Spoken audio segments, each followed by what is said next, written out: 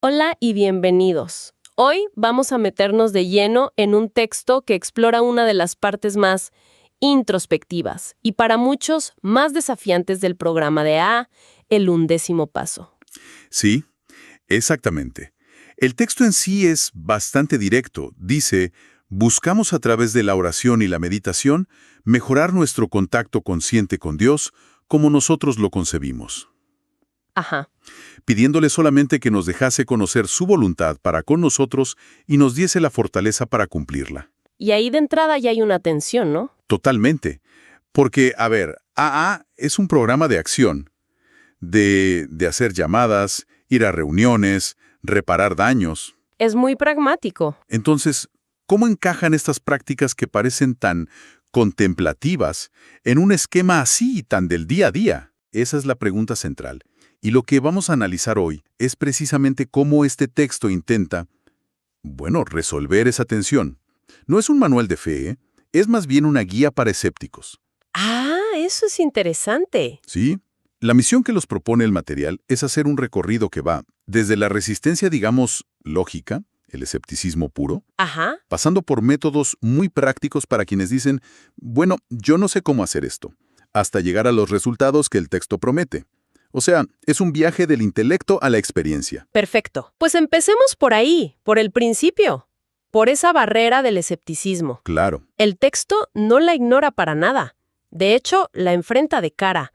Reconoce que para la gente de acción, la idea de sentarse a meditar puede sonar a una pérdida de tiempo. como algo para místicos, no para gente con problemas reales. Fascinante es que no desestima esa postura, la del escéptico. Al contrario, le dedica un buen espacio para validar su lógica. Explica el argumento, expone el argumento clásico. Si uno mira el mundo de desastres, enfermedades, crueldad, un universo que parece funcionar al azar. ¿Sí? Entonces, la conclusión lógica para el agnóstico es que si el universo es caprichoso, pues no puede haber una justicia divina que lo rija. Y si no hay justicia, no puede haber un Dios personal. Es un argumento intelectualmente sólido, ¿no? Basado en la observación. Cierto. Y en lugar de contraargumentar con teología, el texto da un giro, inesperado. No debate sobre si Dios existe o no. Se enfoca en la psicología del escéptico. Ahí está la clave. Y aquí introduce una analogía que es, Que es el centro de su propuesta. compara a la persona que se niega a intentar rezar con un científico. Sí, la del científico. Esa, que tiene una teoría favorita y se niega a realizar un experimento crucial por miedo a que los resultados la contradigan. Y ahí es donde la discusión se vuelve mucho más profunda. Lo que el texto está sugiriendo es que la resistencia a la oración y la meditación a menudo no es un asunto puramente intelectual. ¿Es emocional? Es emocional. Es el miedo a que el experimento funcione. Porque si funciona, si se obtiene un resultado, todo el edificio de creencias que uno ha construido, la propia identidad de persona racional y escéptica, se viene abajo. Claro, te desmonta el personaje. Es una estrategia retórica brillante, fíjate. Coopta el lenguaje de la ciencia, del empirismo, para desarmar al escéptico en su propio terreno. No te pide fe ciega, te pide un experimento personal. Es una invitación a tratar la propia conciencia como un laboratorio. Y la conclusión a la que llega el texto en este punto es muy provocadora. Sí que lo es. Básicamente dice que cuando estas personas, a pesar de su miedo, se atreven a hacer el experimento, los resultados son tan inesperados que su convicción cambia. Y lo remata con una frase casi combativa. ¿Cuál era? Casi los únicos que se burlan de la oración son aquellos que nunca han rezado con suficiente asiduidad. Es una afirmación contundente. Está redefiniendo la crítica, ¿no? Ya no es un debate filosófico entre dos posturas válidas. No. Es la diferencia entre la opinión de alguien que está fuera del laboratorio y el reporte de alguien que está dentro, haciendo el trabajo. O sea, te está diciendo que en este campo la experiencia tiene más peso que la teoría. Entonces, si se logra cruzar ese umbral del escepticismo, o al menos suspenderlo para hacer el experimento, la siguiente pregunta es, ¿por qué es tan importante? ¿Realmente vale la pena el esfuerzo? Claro. Y aquí el texto usa otra analogía muy potente, para argumentar que no es un lujo, sino una necesidad absoluta. Sí, y es una analogía muy visceral. Compara la vida sin oración ni meditación con intentar vivir sin aire, sin comida o sin luz solar. ¡Wow! La idea es que, Así como el cuerpo tiene necesidades básicas para sobrevivir, pues la vida interior también las tiene. Argumenta que la mente, las emociones, la intuición, todo nuestro ser interior se atrofia y sufre si no recibe lo que llama un apoyo vital y necesario. O sea que el alma también puede morir de hambre. Esa es la idea, exactamente. Y me parece clave cómo conecta esto con los otros pasos. No presenta el 11º paso como una actividad aislada, espiritual que se hace por la mañana y ya está. No, para nada. Lo entrelaza directamente con el autoexamen del 10º paso. Es un ciclo. Nos examinamos, vemos nuestros patrones. Y luego, a través de la meditación y la oración, buscamos la perspectiva y la fuerza para cambiarlos. Exacto, son parte del mismo mecanismo. Claro. El autoexamen sin la oración puede convertirse en una simple autocrítica destructiva. Y la oración sin el autoexamen, bueno, puede ser una fantasía desconectada de la realidad. Tiene sentido. Juntas, según el texto, crean una base firme para toda la vida. No son un escape de la vida, sino la forma de construir una base sólida para vivirla. Vale, y aquí es donde el texto demuestra su pragmatismo. No se queda en la teoría, sino que dice, ok, no sabes cómo empezar, aquí tienes una guía paso a paso. Ajá. Reconoce que la palabra meditación puede intimidar. Así que su primera sugerencia es empezar con algo tangible. Encontrar una buena oración. Y pone de ejemplo la de San Francisco. La de Señor, hazme un instrumento de tu paz. Esa misma. Que donde haya odio siembre amor. Y el método que propone es interesante. No se trata de una repetición mecánica, ¿eh? Es más un ejercicio de atención plena. La instrucción es leerla despacio, saboreando cada palabra. Sí, tratando de absorber su significado sin discutirlo internamente. Y para facilitar este estado, introduce una visualización. Imaginarse tumbado en una playa soleada, relajado, dejando que las palabras te envuelvan. Sé lo que alguien podría estar pensando al escuchar esto. Una playa soleada. Vaya simpleza. Esto suena a un libro de autoayuda barato, no a algo serio. Claro, es la reacción cínica inmediata. Y lo genial es que el texto se adelanta a esa crítica. Incluye esa voz cínica que dice, venga hombre, vaya tonterías, no es nada práctico. Y su respuesta es muy aguda.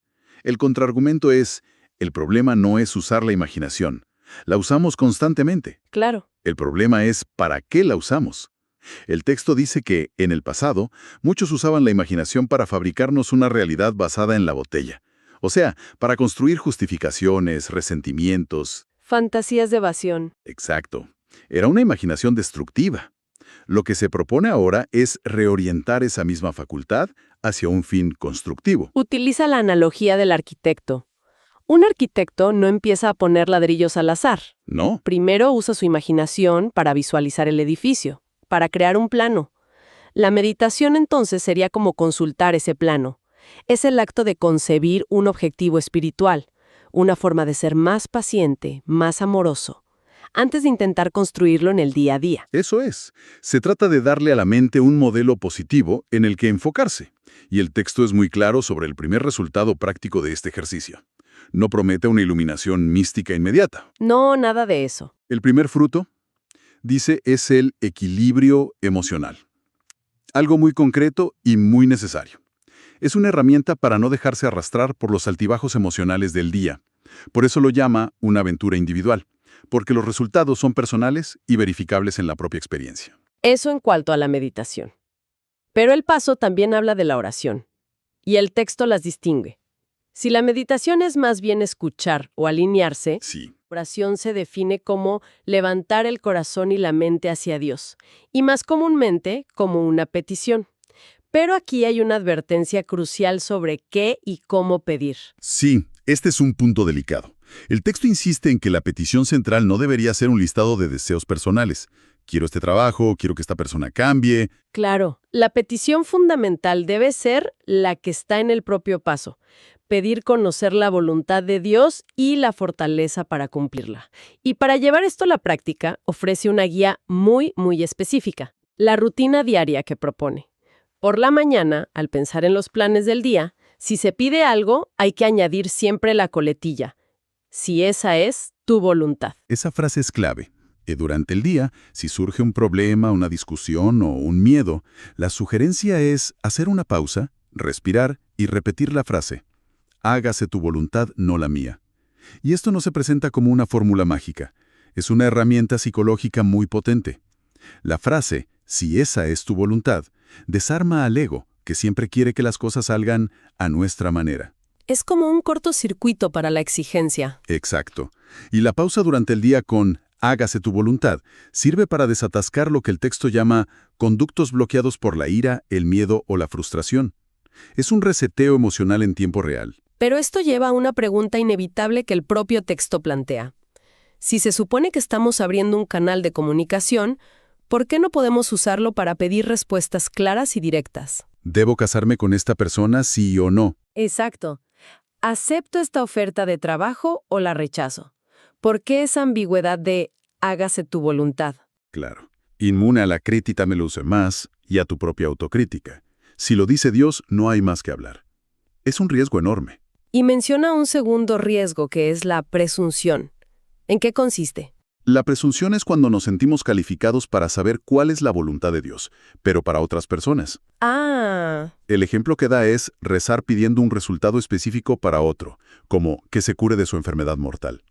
Aunque la intención parece noble, el texto advierte que puede haber una carga de presunción y vanidad en ello. porque estamos asumiendo que sabemos qué es lo mejor. Exacto. Estamos asumiendo que nosotros, desde nuestra perspectiva limitada, sabemos qué es lo mejor en el gran esquema de las cosas para esa persona. La recomendación es más humilde. Rezar para que se haga la voluntad de Dios en la vida de esa persona, sea cual sea. Entendido. Entonces, si se evitan estas trampas del ego y se persiste en una práctica más humilde, ¿qué se puede esperar? ¿Cuáles son los resultados tangibles que promete el texto? El texto enumera 3 resultados principales que, asegura, llegan con el tiempo y la práctica constante. El primero es el acceso a una fuerza con la que normalmente no se podía contar. No una fuerza para controlar, sino una fuerza interior para enfrentar las dificultades. Ok. El segundo es una sabiduría que va más allá de la capacidad acostumbrada, una intuición, una perspectiva más clara. Y el tercero, que quizás es el más anhelado, es una tranquilidad de espíritu creciente que no depende de las circunstancias externas. Una paz que permanece incluso en medio de la tormenta. Esa es la idea. Y aquí hay una paradoja que el texto subraya. Parece que esta guía, esta fuerza y esta paz no llegan cuando más las exigimos, sino cuando dejamos de hacerlo. Esa es la paradoja central de todo el paso. La orientación divina llega en la medida en que se deja de exigir en nuestros propios términos. Ajá. El texto afirma que la mayoría de los miembros con más tiempo en el programa pueden relatar cómo sus épocas de mayor dolor, esos momentos en los que sentían que la vida o Dios era pesado e incluso injusto, Sí. resultaron ser, con la perspectiva del tiempo, las oportunidades de mayor crecimiento. Fueron esos momentos de aparente abandono los que les obligaron a desarrollar nuevas lecciones de valor, a encontrar fuentes de fortaleza que no sabían que tenían. Me gusta también que el enfoque sea muy realista sobre la fragilidad humana en este proceso. No lo pinta como un camino de rosas. No, para nada. Reconoce que habrá días de duda, días de rebeldía, días en los que rezar se siente como hablarle a una pared o es simplemente imposible. Sí, y el consejo no es la culpa ni la autoflagelación, es un consejo compasivo. Dice que no hay que juzgarse con dureza en esos momentos, que son parte del camino. Claro. Simplemente hay que reanudar la práctica en cuanto sea posible. Reconoce que la conexión no es una línea recta y ascendente, sino algo que fluctúa, que se pierde y se recupera. Para terminar, el texto describe lo que llama una de las recompensas más grandes de este viaje interior. Y no es algo material, sino un cambio de percepción fundamental. Habla de una sensación de pertenecer. Eso. Es una conclusión muy potente. La idea es que, a través de esta práctica, la persona deja de percibirse como un náufrago solitario en un universo hostil o indiferente. Te sientes parte de algo. Te empiezas a sentir parte de algo más grande. El texto lo describe como empezar a vislumbrar que la verdad, la justicia y el amor son las fuerzas reales y eternas, y que el caos, la confusión de los asuntos humanos, aunque reales, no son la última palabra. La sensación ya no es de miedo, no, es de seguridad. Y concluye con una afirmación de confianza absoluta. Sabemos que cuando acudimos a Él, todo irá bien con nosotros, aquí y en el más allá. El recorrido que hemos analizado es, sin duda, fascinante. Vemos cómo el texto aborda el escepticismo no como un enemigo a batir, sino como un punto de partida lógico. Totalmente. Propone un método empírico, un experimento personal, luego da herramientas increíblemente prácticas y advierte con mucha agudeza sobre cómo el propio ego puede sabotear el proceso. Sí, Y al final, la promesa no es de control sobre la vida, sino de paz interior a pesar de la falta de control. totalmente. Y al reflexionar sobre todo esto, me surge una pregunta final.